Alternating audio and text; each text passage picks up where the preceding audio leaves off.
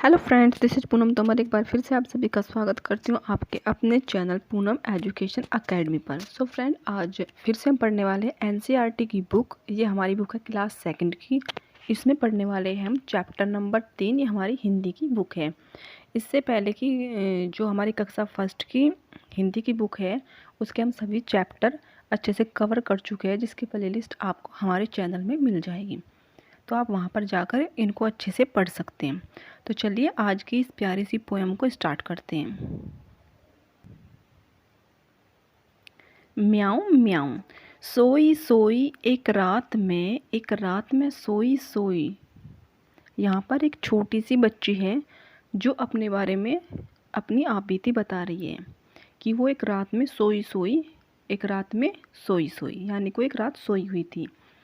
रोई एका एक बिलक कर रोई, यानी कि वो रात को जैसे सो रही थी तो सोते सोते वो अचानक से तेज तेज रोने लगी। रोती क्यों ना मुझे नाक की एक नोक पर काट गई थी चुइयाँ काट गई चूंटी भर। यानी कि जब वो रात को सो रही तो सोते समय उसको नाक पर एक चुइयाँ आई और उसकी नाक की नोक पर उसको एक चूंटी काट कर चली गई, जिसके कारण वो छोटी सी बच्ची रोने लगी। सचमुच बहुत डरी चुइयाँ से सच बहुत डरी मैं। यानी कि वो जो छोटी बच्ची है वो बोल रही है कि सचमुच जब उसने मुझे नाक पर काटा तो उसके काटने भर से मैं बहुत डर गई। घड़ी देखकर चुइयाँ को मैं लगी कांपने घड़ी घड़ी में। यानी कि जैसे ही उसने उसकी नाक पर काटा, चूंटी काटी, तो वो डर के मारे खड़ी हो गई और पल पल बहुत तेजी से कांपने लगी। सूझा तभी बहाना मुझको सूझा एक बहाना। तब अचानक से जब वो डर गई और उसको पता चला कि उसकी नाक पर जो है चुइयाँ काट गई, तो उसको एक बहाना सूझा। जरा डराना चुइयाँ को भी जरा डराना। यानी कि उसको एक बहाना सूझा कि क्यों ना मैं भी चुइयाँ को डराऊं, क्योंकि वो मुझे ऐसे चूंटी से नाक पर मुझे जो काट के गई है, तो मैं क्यों ना उसको डराऊं। कैसे उसको भला डराऊं। अब वो छोटी सी जो बच्ची थी वो सोचने लगी कि मैं उसको कैसे डरा सकती हूँ। धीरे से मैं बोली म्याऊं म्याऊं म्याऊं म्याऊं। अब उसको समझ में आ गया, क्योंकि चुइयाँ जो है सिर्फ बिल्ली से डरती है, तो उसने सोचा कि क्यों ना मैं बिल्ली की आवाज़ निकालूं और उसको डर। तब उसने जो है बिल्ली बनकर बिल्ली की आवाज़ निकाली म्याऊं म्याऊं, जिससे जो चुइयाँ थी वो डरकर भाग गई। तो चलिए फ्रेंड्स, हमारी प्यारी सी जो पोयम है वो यहाँ पर समाप्त होती है। अब हम इसके प्रश्न उत्तरों को भी देख लेते हैं। हमारा पहला प्रश्न है सुहानी की बात। तो चलिए अब देखते हैं सुहानी क्या बातें कर रही है। तुम्हें अपनी दोस्त सुहानी याद है। सुहानी हमारी कैट थी जो हमारी कक्षा फर्स्ट की बुक में थी। उसका एक दोस्त भी था। उस नटखट दोस्त का नाम लिखो। तो उस दोस्त का जो उसका सुहानी का दोस्त था उसका नाम था गोलू, जो एक नटखट चूहा था। इस कविता में बिल्ली की आवाज़ किसने निकाली, उसका नाम सोचो। तो क्योंकि यहाँ पर उस जो छोटी सी बच्ची है उसने बिल्ली की आवाज़ निकाली, लेकिन उसका नाम यहाँ पर नहीं दिया गया है, तो इसलिए उसका नाम हम अपनी तरफ से ही सोच लेंगे। तो इस कविता में बिल्ली की आवाज़ एक छोटी बच्ची ने निकाली थी, जिसका नाम कल्पना था, या फिर कुछ भी हम उसको सोच सकते हैं। अगर सुहानी इस लड़की की दोस्त होती तो क्या करती। यानी कि जो कैट है, अगर वो इस लड़की की दोस्त होती तो वो क्या करती। वो जो चुहियाँ हैं उसको क्या करती, उसको अपनी मियाँव की आवाज़ से डराती और जिससे चुहियाँ भाग जाती। तो चलिए आगे देख लेते हैं। डरना मत कविता में लड़की ने मियाँव की आवाज़ निकाली थी। म्याऊं की आवाज़ सुनकर चुहिया पर क्या असर हुआ होगा। यानी कि जब लड़की ने वो म्याऊं की आवाज़ निकाली तो चुहिया ने सोचा कि उसके पीछे बिल्ली पड़ गई है, जिससे वो सुनकर वहाँ से भाग निकली। तुम्हें सबसे ज़्यादा डर किससे लगता है, तब तुम क्या करते हो। यहाँ पर हम जिससे भी डरते हैं उसके बारे में लिख सकते हैं। तो यहाँ पर मैं काली बिल्ली लिख लूँ, या फिर मैं लिख लूँ कि मुझे सबसे ज़्यादा डर किससे लगता है, लोमड़ी से लगता है, या फिर कुत्ते से लिख दूँ। ऐसे में किसी का नाम लिख सकती। तो यहाँ पर मैं लिखती हूँ कि मुझे सबसे ज़्यादा डर काली बिल्ली से लगता है। तब तुम क्या करती? अब क्योंकि बिल्ली को भगाने के लिए किसी पशु को लाना पड़ेगा, तो बिल्ली सबसे ज़्यादा किससे डरती है? डॉगी से। तो यहाँ पर डॉगी की आवाज़ उसको निकालनी पड़ेगी, भो भो करके। अब बताओ तुम्हें कि अगर उसे डराना हो तो कैसे डराऊंगे? तो जैसे हम बता चुके हैं कि उसको डॉगी से डर लगता बिल्ली को, तो वो उसको भो भो के आवाज़ करके डराता। तो चलिए आगे प्रश्न को देख लेते हैं। बन गया वाक्य। नीचे लिखे शब्दों को वाक्य में इस्तेमाल करो। सूझा, यानी कि हमें यहाँ पर कुछ शब्द दिए गए जिनका प्रयोग हमें वाक्य बनाकर करना है। सूझा, कि मैं यहाँ लिख सकती हूँ कि मुझे स्कूल न जाने का एक बहाना सूझा, या मुझे होमवर्क ना करने का एक बहाना सूझा। यहाँ पर जो अगला इन्होंने शब्द दिया है धीरे से, तो यहाँ पर इसका इस्तेमाल कर सकते हैं मुझे धीरे धीरे से बाजार जाना है, या मुझे धीरे धीरे से अपना गृह कार्य करना है। सचमुच, सचमुच का प्रयोग कर सकते हैं यहाँ पर हम, सचमुच आज वह दिल्ली गया, या सचमुच आज हम बाजार जाएंगे।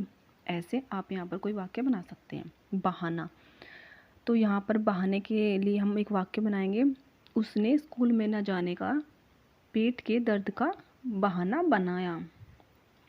तो चलिए आगे देख लेते हैं। नोक, चूहिया ने नाक की नोक पर चूटी भरी। किन किन चीज़ों की नोक होती है? लिखो और उसका चित्र भी बना।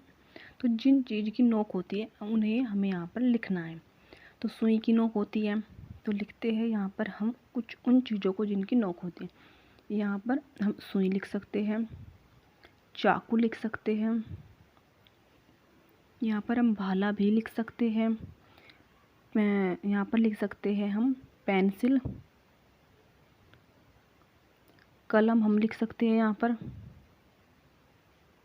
और यहाँ पर हम इसके अलावा लिख सकते हैं पेन।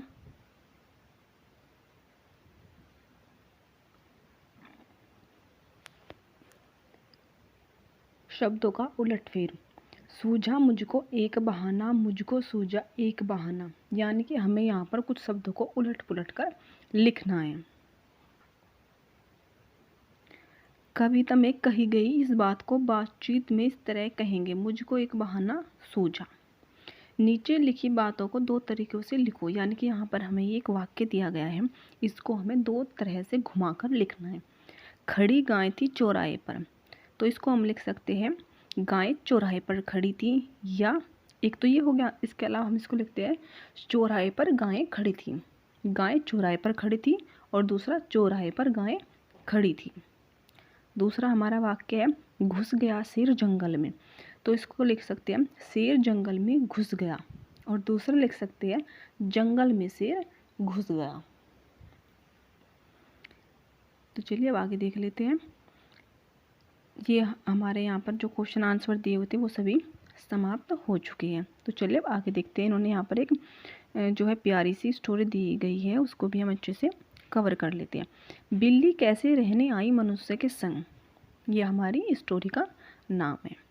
बिल्ली अपने मौसेरे भाई शेर के साथ जंगल में एक बड़े महल में रहती थी, कि जो शेर है उसको बिल्ली का मौसेरा यानी कि मौसी का बेटा, जो उसका मौसेरा भाई लगा, वो उसके साथ में एक महल में रहती थी, लेकिन वहाँ वह खुश नहीं थी।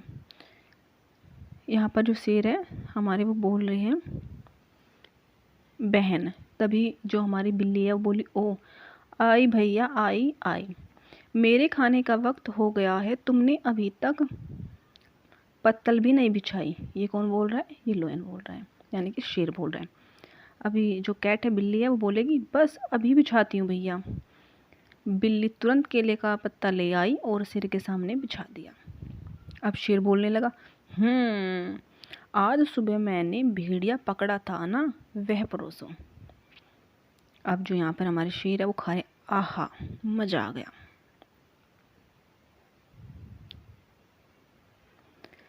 पेट भर गया बहन, साफ कर लो सब। आ भैया, तो अब हाँ भैया बोली कौन? बिल्ली।